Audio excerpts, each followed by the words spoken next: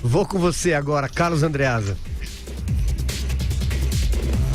Eu quero me ater à entrevista que o Dias Toffoli, presidente do Supremo, deu ao jornal Valor, porque ela é muito representativa, expressiva da crise institucional que o Brasil vive e para a qual todos os agentes concorrem jogando lenha na fogueira, abastecendo de combustível a pira. O Dias Toffoli tem esticado a corda, a dupla Toffoli-Moraes tem esticado a corda a ponto de me fazer crer que não estão, e de fato não estão, no mesmo mundo em que nós estamos, né? É o mundo da fantasia. Esticar a corda como esses importantes personagens da República têm feito equivale a não entender o drama e a própria crise permanente que o Brasil está, em que o Brasil está afundado. A entrevista do Dias Toffoli corrobora a lógica fundadora do inquérito maldito, o inquérito sem fato determinado, sem fato investigado determinado, o inquérito sem marcos temporais, o inquérito contra tudo. O inquérito em que o Supremo se arvora de juiz investigador. E também do desdobramento do inquérito, a persecução, o modo como o Supremo se lançou contra especificamente o jornalismo.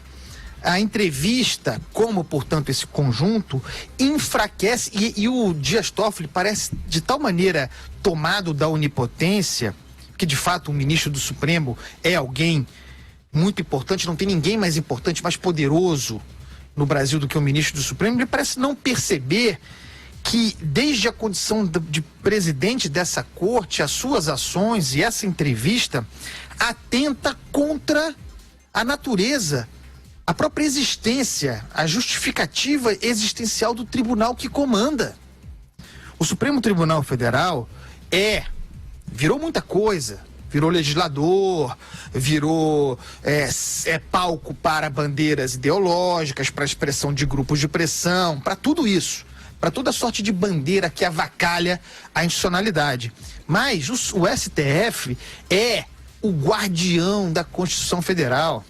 E esses elementos atacados por esse inquérito, nas figuras de Toffoli e Alexandre de Moraes, são os fundamentos de uma Constituição, os direitos fundamentais, a liberdade de expressão, a garantia da liberdade de expressão. Se, no momento conflagrado como esse, grave, em que prospera uma lógica do choque permanente, da crise permanente, um membro do Supremo Tribunal Federal mostra para todo mundo que o Supremo atenta contra a sua natureza, este mesmo indivíduo mostra para todo mundo, justifica o pensamento enlouquecido que faz parecer o Supremo algo prescindível, algo de que se pode abrir mão.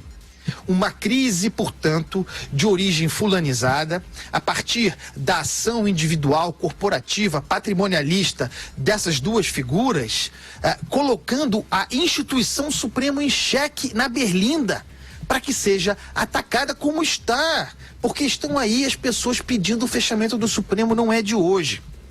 Nessa entrevista, o Dias Toffoli cria uma cronologia falaciosa para justificar a sua ação, a ação do Alexandre de Moraes. Por exemplo, ele fala que a reportagem da revista Cruzoé, publicada em 11 de abril, teria a intenção de condicionar o julgamento da possibilidade de prisão após condenação em segunda instância, que estava marcada para o dia 10.